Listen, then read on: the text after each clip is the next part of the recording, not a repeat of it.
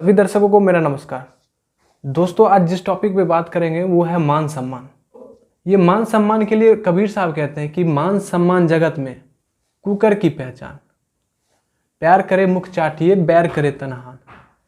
कबीर साहब कहते हैं कि मान सम्मान कुत्तों की पहचान है।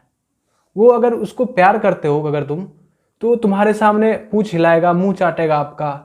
पर अगर उसको तुम गुस्सा से कुछ कर दो तो वो काटने को दौड़ता है। तो ये तो कुत्तों की पहचान है कि अगर आप उसको प्यार करते हो तो वो मुंह चाटेगा, और बुरा भला करते हो तो वो आपको काटने को दौड़ता है। ये तो इंसान नहीं, कुत्ता हो गया। और ऐसा भी होता है कि अगर दूसरे उसका सम्मान ना कर रहे हो तो खुद ही अपने सम्मान करने लग जाते हैं, बड़ी बड़ी हाँकने लग जाते हैं दूसरों के सामने। इसके लिए भी कबीर साहब कहते हैं कि बड़े बड़ाई ना करे, बड़े ना बोले बोल, हीरा मुख से ना कहे लाख टका मोहे मोल। कहते हैं ना कि खुद की बड़ाई करना फिजूल है, क्योंकि खुशबू खुद बता देती है कि कौन सा फूल है। और फिर भी लोग लगे रहते हैं अपनी प्रशंसा करने में। अरे भाई, अगर तुम बड़े हो तो तुम्हें बोलने की भी जरूरत नहीं, तुम बड़े हो भाई, पर अपनी प्रशंसा लगे हुए हैं।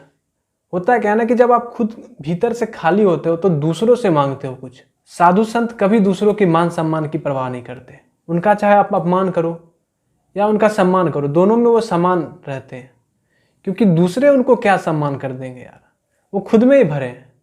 अब कोई चांदी आकर हीरा को बताएगा कि तू मुझसे नीचा है या मैं तुमसे ऊपर हूं, क्या फर्क पड़ता है हीरा को।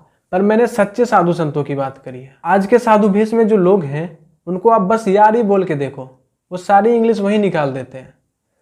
तो भाई, साधु के भेष में कोई साधु थोड़ी ना हो जाता है। इन साधु भेषधारियों ने जितना धर्म की हानि करी है उतना किसी और ने नहीं करा।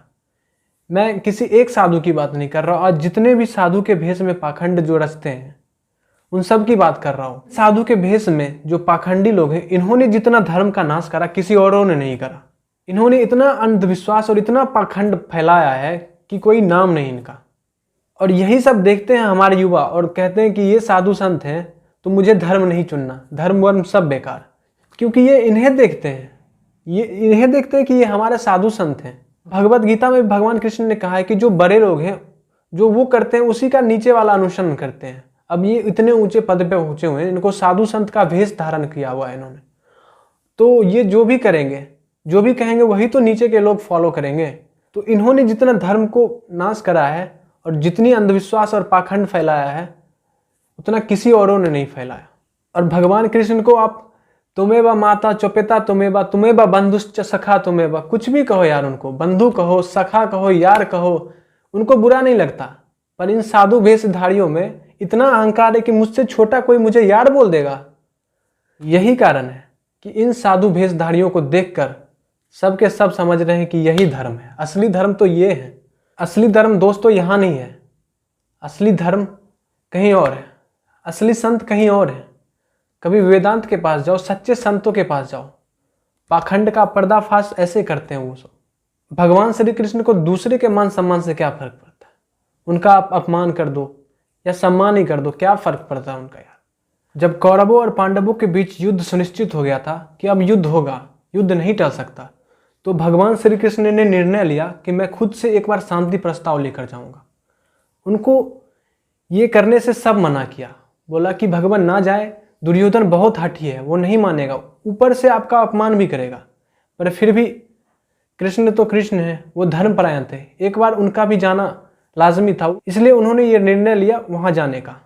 तो जब भगवान श्री कृष्ण वहां पहुंचे और जब दुर्योधन को समझाने का कोशिश कर रहे थे तो दुर्योधन उल्टा अपमान करने लगा और बोला बनाओ इस ग्वाले को बंदी। मतलब फिर भी क्या फर्क पड़ा यार, वो बोलते हैं बांध सको तो बांध लो। वो तो जानते थे भाई उनका क्या अपमान करोगे और क्या सम्मान करोगे। तुम्हारे सम्मान करने से उनका ना कुछ बढ़ जाएगा और ना तुम्हारे अपमान करने से उनका कुछ घट जाएगा। वो खुद में ही भरे हैं। जो सच के साथ है उसको मान सम्मान से फिक्र नहीं पड़ती, क्योंकि उसके पास हीरा है, कोहिनूर हीरा। अब उसको किसी और चीज की क्या जरूरत यार। सच से भी ऊंचा कुछ है, ब्रह्म से भी ऊंचा कुछ है, परमात्मा से भी ऊंचा कुछ है।